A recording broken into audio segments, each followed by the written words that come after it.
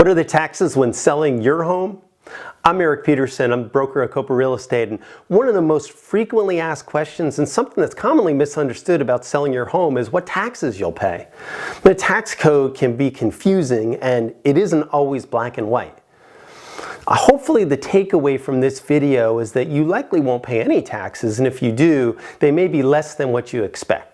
So if you're holding off selling your home due to taxes, contact me and I can point you in the right direction of how to find out what you will pay based on your situation. In addition, looking at IRS Publication 523 titled Selling Your Home is a great resource to understand what taxes you may or may not have to pay. First, let's talk about the 2 and 5 exemption. If you lived in your home for 2 of the previous 5 years, then you should qualify for the 2 and 5 capital gains exclusion. This will allow you not to pay capital gains taxes on $250,000 per individual or $500,000 per couple.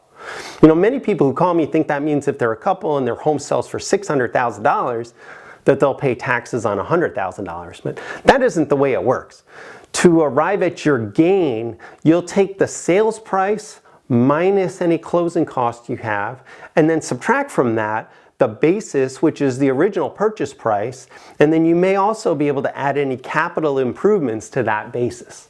So for now though, let's just keep the math simple.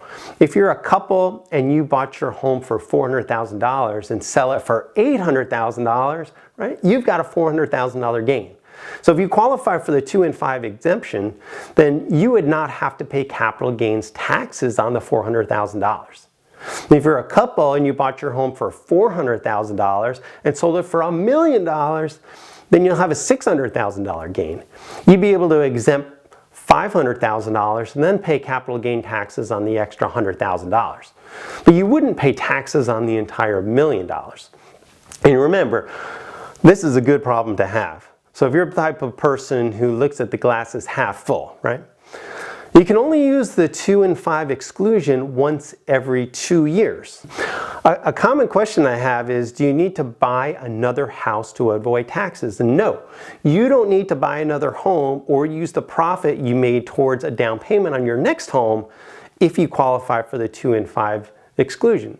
So later I'll talk about selling an investment property, which is more complicated, right? And then what are capital gains taxes? So if you don't qualify for the 2 and 5 exclusion, then you may have to pay a capital gains tax.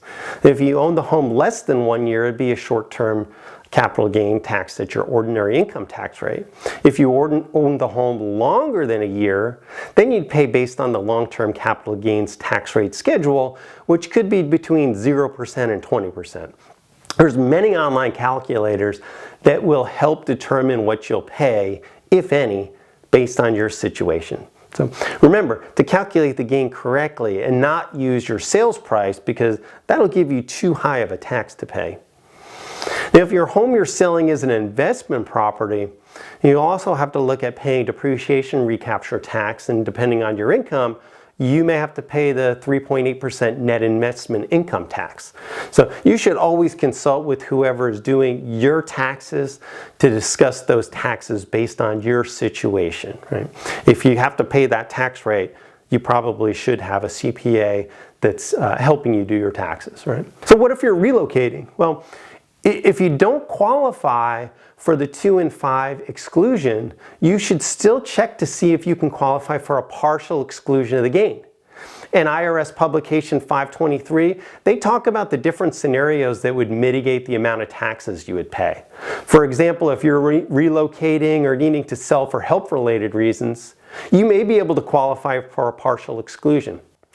Let's talk about investment properties and 1031 exchanges. So if you are selling an investment property, you may be able to defer the capital gains tax by buying another property and doing a 1031 exchange.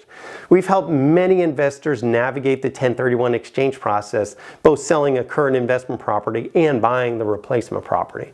So contact us to talk about how a 1031 exchange may help with your situation. It's a little bit outside the scope of this video.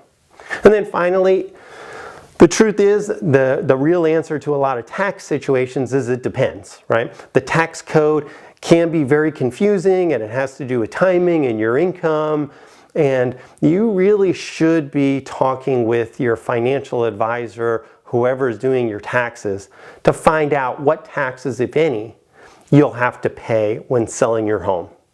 Thanks so much for watching, and if we can point you in the right direction of who you should talk to about your taxes, feel free to contact me at 512-791-7473.